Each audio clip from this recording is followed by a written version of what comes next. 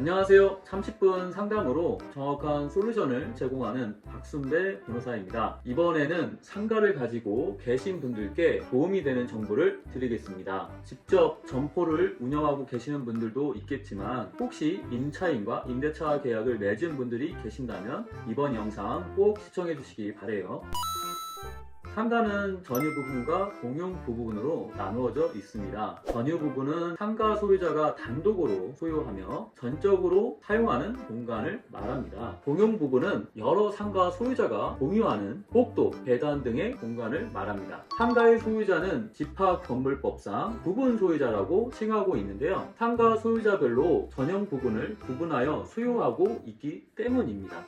즉 101호 전용 부분은 A가, 102호 전용 부분은 B가 소유하고 있다는 것입니다. 공용 부분은 A와 B 등의 모든 구분 소유자가 공유하고 있습니다. 한편 A와 B 등의 구분 소유자가 직접 사용하는 대신 갑에게 임대를 주는 경우가 있을 거예요. 집합건물법은 A와 B 그리고 갑 사이의 법률관계 그리고 단체법적인 법률관계를 규율하고 있는 법입니다. A와 B 등의 구분 소유자를 구성으로 하는 단체를 관리단이라고 하고요. 관리단의 대표를 관리인이라고 합니다. 관리인은 실무상 관리단의 회장으로 선출하고 있습니다. 그리고 관리단은 집합건물법 이외에 관리단 집회 결의를 통해서 제정된 관리규약을 통해서 규율하고 있습니다. 관리단 집회는 구분 소유자 또는 구분 소유자로부터 임차한 자가 구성원이 되고요. 관리단 집회 결의를 통해서 관리규약을 제정하거나 각종 규율을 제정합니다. 관리단은 자치 관리를 하거나 제3자에게 위탁하여 관리를 합니다. 즉 관리단은 관리소장을 고용하거나 위탁업체에서 지정한 사람을 관리소장으로 두어 집합건물의 관리를 맡깁니다. 관리단에서 하는 업무 중 가장 중요한 업무는 관리비를 징수하는 것입니다. 관리비에는 전유 부분 관리비와 공용 부분 관리비로 나눌 수 있는데요. 전유 부분 관리비에는 세대자가 붙어요. 예를 들면 세대 전기료, 세대 수도료, 세대 가스비 등이 있습니다. 공용 부분 관리비에는 관리소장, 경비, 청소부 등의 인건비, 장기수선, 충당금, 수선비, 수모품비 등이 있습니다. 관리단에서는 매달 전유 부분 관리비와 공용 부분 관리비를 각 부분 점포별로 산출하여 통지하며 부분 소유자로부터 임차한 자가 있는 경우에는 부분 소유자 대신에 임차인에게 관리비 납부를 통지합니다. 그런데 부분 소유자 A로부터 임차한 자, 즉 갑이 관리비를 연체한 경우에는 어떻게 될까요? 관리단에서 구분 소유자 A에게 관리비를 징수하는 경우가 있을 것인데요. 이러한 경우에 관리단이 A에게 관리비를 징수할 수 있는 권한이 있는지가 문제될 것입니다. 이에 대해서 대법원은 다음과 같이 판시하고 있는데요. 집합건물의 공용 부분과 달리 전유 부분은 구분 소유자가 직접 관리하는 것이 원칙이므로 집합건물법은 관리단에게 전유 부분 관리비의 징수 권한을 부여하고 있지 않다. 그러나 규약에서 전유 부분 관리비를 징수할 수 있도록 정하였다면 관리단은 규약에 따라 구분 소유자에게 전유 부분의 관리비를 청구할 수 있다.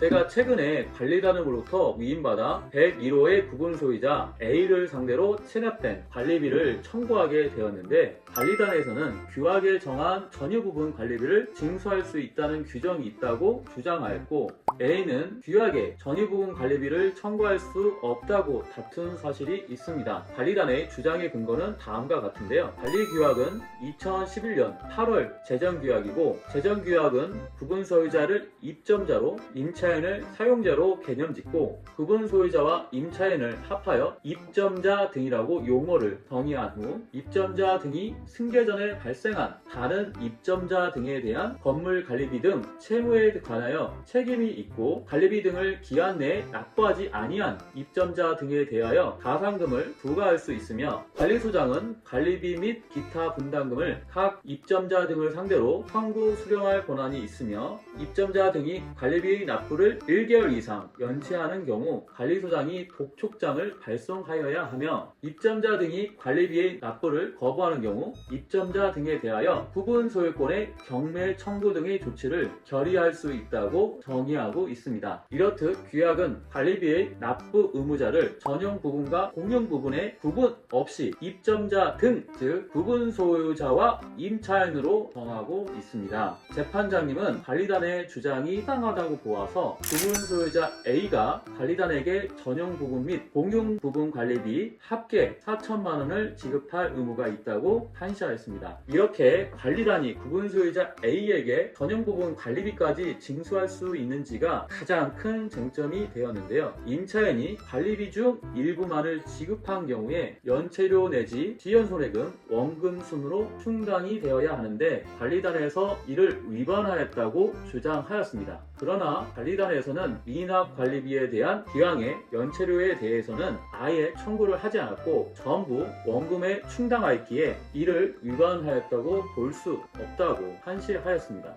이렇게 임차인이 관리비를 연체하다가 임대차 계약이 해지되고 관리비를 징수하는 것이 사실상 어렵게 된 경우 이를 대신하여 부분 소유자에게 관리비를 징수할 수 있는지, 구체적으로 보면 전유 부분 관리비를 징수할 수 있는지에 대하여 다툼이 되는 경우가 종종 발생하고 있습니다. 관리단에서는 전유 부분 관리비 징수 권한을 관리규약에 명기하는 것이 필요할 것입니다. 그렇지 않은 경우에는 이와 같이 어려운 법정 다툼을 해야 하고요. 심지어 전유 부분 관리비를 징수하지 못할 수도 있습니다. 전유 부분 관리비 징수 권한이 관리규약에 들어가 있는지 점검해 보시기 바라며, 그러한 권한에 관한 규정이 없다면 관리단 집회 결의를 통해서 관리규약을 반드시 개정해야 할 것입니다. 이와 관련하여 궁금한 것이 있다면 저희 법률사무소 정금에 문의 주시기 바랍니다. 지금까지 정금TV의 박순배 변호사였습니다. 구독과 좋아요, 알림 설정 눌러주시면 더 많은 법률 정보 받아보실 수 있습니다. 감사합니다.